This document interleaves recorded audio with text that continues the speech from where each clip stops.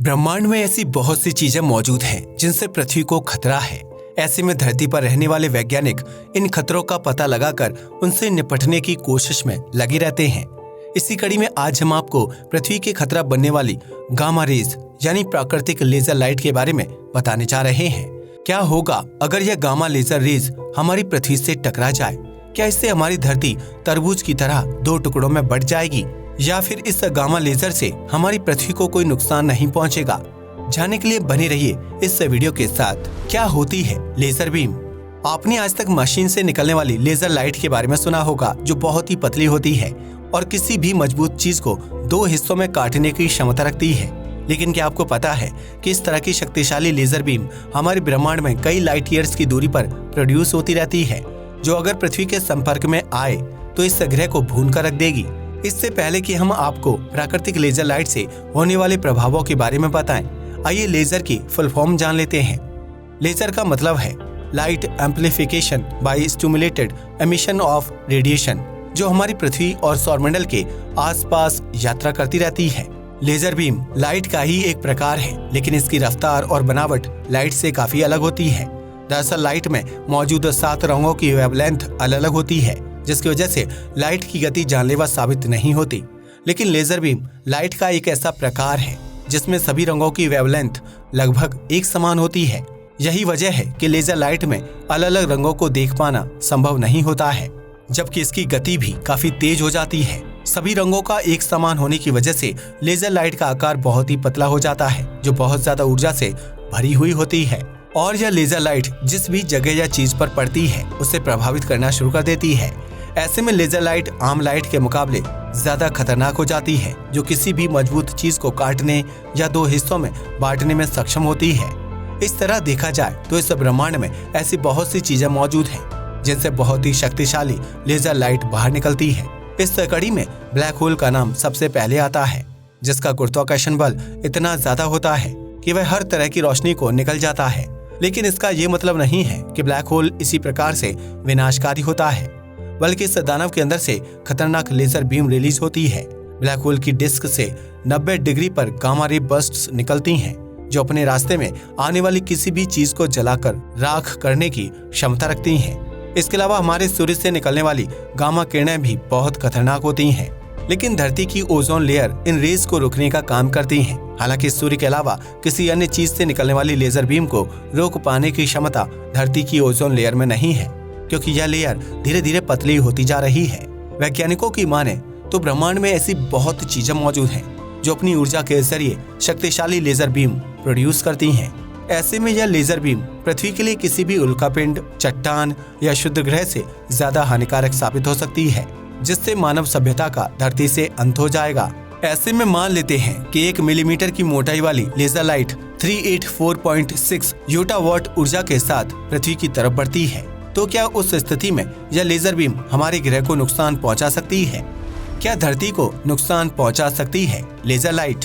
हम ये तो समझ चुके हैं कि ब्रह्मांड में बनने वाली अलग अलग प्रकार की गामा किरणें या लेजर लाइट धरती के लिए हानिकारक साबित हो सकती हैं। लेकिन जब यह लाइट हमारी धरती से टकराएगी तो उस समय इस नीले ग्रह के हालात कैसे होंगे? जब लेजर लाइट अपनी पूरी ऊर्जा के साथ पृथ्वी की तरफ बढ़ेगी तो यह सबसे पहले हमारी ओजोन लेयर को पूरी तरह से फाड़ देगी। ऐसे में पृथ्वी के पास अंतरिक्ष से आने वाली मुसीबतों से बचने के लिए किसी प्रकार का सुरक्षा कवच नहीं होगा। वहीं लेजर लाइट तेज रफ्तार के साथ धरती की सतह से टकरा जाएगी। ऐसे में इस टकराव के साथ ही पृथ्वी की क्रस्ट लेयर बढ़ते तापमान की वजह से जगह जगह से फटने लगेगी, जबकि सतह पर मौजूद नदियों और समुद्रों का पानी भाप बनकर उड़ने लगेगा। इसके अलावा लेजर लाइट के पृथ्वी से टकराते ही कई 100 किलोमीटर के क्षेत्रफल में भारी तबाही आ जाएगी, जिससे बचना इंसान के बस की बात नहीं होगी। वहीं जिस जगह पर लेजर लाइट ने पृथ्वी पर हमला किया होगा, वहां पर एक पतला लेकिन गहरा गड्ढा बन जाएगा। इस गड्ढे से होते हुए लेजर लाइट क्रस्ट लेयर को चीरकर अपर मेंटल लेयर तक पहुंच जाएगी, जहां मौजूद चट्टानें लेजर लाइट की हीट के संपर्क में आने से टूटकर पिघल जाएंगी। इसके बाद लेजर लाइट पृथ्वी के अंदर गड्ढा बनाते हुए लोअर मेंटल लेयर तक पहुंच जाएगी। वहां मौजूद लावा 1410 डिग्री सेल्सियस तक गर्म होता है। इस जगह पर प्रेशर पृथ्वी की सतह के मुकाबले 15 लाख गुना ज्यादा होता है। ऐसे में जब लेजर लाइट की वजह से मेंटल लेयर में 1 मिलीमीटर मोटा छेद हो जाएगा तो वहाँ मौजूद लावा धीरे धीरे बाहर निकलने लगेगा।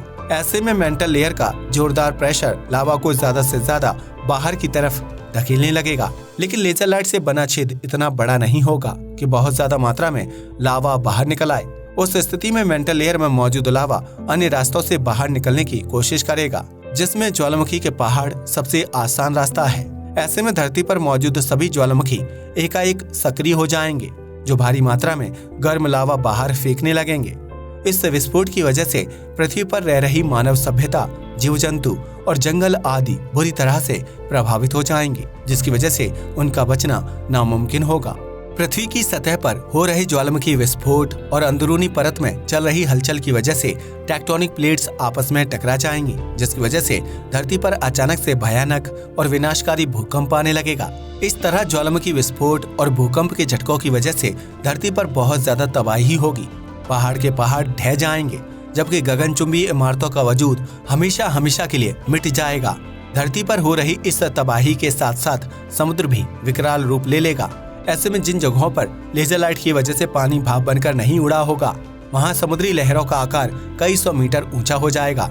ऐसे में इंसानों को भूकंप और ज्वालामुखी विस्फोट के बाद बाढ़ और सुनामी जैसे प्राकृतिक आपदाओं का सामना करना पड़ेगा, जिससे बच पाना लगभग नामुमकिन है। उस स्थिति में पृथ्वी पर बनाए गए सुरक्षात्मक डूम शेल्टर भी किसी काम के नहीं रहेंगे, क्योंकि एक लेजर लाइट की वजह से पृथ्वी का संतुलन पूरी तरह से बिगड़ चुका होगा। धरती से मानव सभ्यता और जीवन को खत्म करने वाली लेजर लाइट पृथ्वी के अंदर अपने सफर को जारी रखेगी और छेद करते हुए इनर कोर तक पहुंच जाएगी, जहां पिघला हुआ लोहा व अन्य खनिज तत्व मौजूद होते हैं। लेकिन लेजर लाइट को रोक पाने की क्षमता इनर कोर के अत्यधिक तापमान और गर्माहट में भी नहीं होगी। हालांकि कोर के आर पार जाने के बाद लेजर लाइट की गति पहले के मुकाबले कुछ हद तक कम हो जाएगी। हालांकि उसका सफर अभी तक खत्म नहीं हुआ होगा। वह कोर से निकलने के बाद वापस मेंटल और फिर क्रस्ट लेयर को चीरते हुए पृथ्वी के आर पार 1 मिलीमीटर मोटाई वाले छेद या सुरंग का निर्माण कर देगी। इस तरह लेजर लाइट धरती के आर पार छेद करने के बाद अपने सफर को जारी रखते हुए ब्रह्मांड में किसी दूसरी जगह चली जाएगी। लेकिन उसके इस टकराव की वजह से धरती पर भारी तबाही का मंजर पैदा हो जाएगा। हालांकि यह लेजर लाइट इतनी शक्तिशाली नहीं होगी कि उसकी वजह से पृथ्वी के 2 टुकड़े हो जाएं या फिर पृथ्वी किसी चट्टान की तरह टूटकर बिखर जाए। लेकिन इस लेजर लाइट की वजह से पृथ्वी पर मौजूद जीवन कुछ ही मिनटों में पूरी तरह से खत्म हो जाएगा। धरती की सतह पर हर जगह गर्म लावा दिखाई देगा। इस लावा और गर्म तापमान की चपेट में आने से इंसान, जानवर और पेड़ पौधे बुरी तरह से झुलसकर राख हो जाएंगे। इसके बाद धरती पर कई दिनों, महीनों या यूं कहें कि सालों तक लावा का विस्फोट होता रहेगा, क्योंकि लेजर लाइट की वजह से बने छेद की वजह से पृथ्वी के कोर और मेंटल लेयर में मौजूद पिघला हुआ गर्म लोहा पूरी तरह से बाहर निकलने तक बहता रहेगा। पृथ्वी की ओजोन लेयर फट जाने के कारण उसके पास आसमानी मुश्किलों से बचने के लिए कोई सुरक्षा कवच नहीं होगा। ऐसे में सूर्य की हानिकारक गामा किरणें पृथ्वी की सतह को नुकसान पहुंचाना शुरू कर देंगी। ऐसे में पृथ्वी का तापमान लगातार बढ़ता रहेगा और उसकी सतह कई दिनों तक आग की तरह जलती रहेगी। इसके अलावा पृथ्वी पर उल्कापिंड और क्षुद्र ग्रहों की बरसात भी होगी, क्योंकि अब इन्हें रोकने के लिए पृथ्वी के पास अपना कोई वायुमंडल मौजूद नहीं होगा। इन सभी विस्फोटों के कारण पृथ्वी से इतनी ज्यादा मात्रा में राख और धुआं बाहर निकलने लगेगा कि उसकी वजह से धरती का आसमान पूरी तरह से कवर हो जाएगा, जिसकी वजह से कई दिनों तक सूर्य की रोशनी सतह तक नहीं पहुंच पाएगी। इन सभी परिस्थितियों से गुजरने के बाद धरती पर मानव या किसी भी प्रकार के जीवन की कल्पना कर पाना मुश्किल है, क्योंकि एक लेजर लाइट के टकराव की वजह से पृथ्वी एक बार फिर कई लाख साल पीछे चली जाएगी। ऐसी स्थिति में धरती पर लावा की नदियां बहेंगी और उसके चारों तरफ अंधेरा ही अंधेरा मौजूद होगा, जिसकी वजह से जब यह लावा पिघलकर शांत हो जाएगा तो धरती का तापमान तेजी से नीचे लुढ़कने लगेगा। इस तरह पृथ्वी पर एक बार फिर हिमयुग की शुरुआत होगी और लावा से लैस धरती अब बर्फ की सफेद व मोटी चादर से ढक जाएगी, जिसके बाद पृथ्वी को अपने पुराने स्वरूप में वापस लौटने में लंबा वक्त लग जाएगा। हालांकि इन सब चीजों के होने के बाद धरती पर दोबारा मानव जीवन संभव होगा या नहीं, इस बारे में कुछ कहना काफी मुश्किल है। ऐसे में आप ये तो समझ ही गए होंगे कि आखिर क्यों दुनिया भर के वैज्ञानिक धरती के अलावा अन्य ग्रहों को जीवन तलाश करने और मानव बस्तियां बसाने की कोशिश में लगे हुए हैं, ताकि पृथ्वी पर किसी प्रकार का संकट आने की स्थिति में इंसान किसी दूसरे ग्रह पर खुद को सुरक्षित रख पाए। लेकिन आपको लेजर लाइट की धरती से टकराने की चिंता करने की जरूरत नहीं है, क्योंकि ब्रह्मांड में मौजूद इन लाइट्स का पृथ्वी से टकराने की संभावना बहुत ही कम है। ऐसे में यह स्थिति बिल्कुल वैसी होगी जैसे समुद्र में खोई किसी छोटी सी सुई को खोजना, जो गलती से हाथ लग गई तो नुकसान होगा, वरना सब कुछ ठीक है। लेकिन इन सब के बीच में ये नहीं भूलना चाहिए कि लेजर बीम बहुत ही शक्तिशाली और खतरनाक होती है, जो पल भर में धरती जैसे विशालकाय ग्रह को समाप्त करने के लिए काफी है। आज के लिए बस इतना ही। वीडियो पसंद आया हो तो इसे लाइक और शेयर करें। जय हिंद दोस्तों।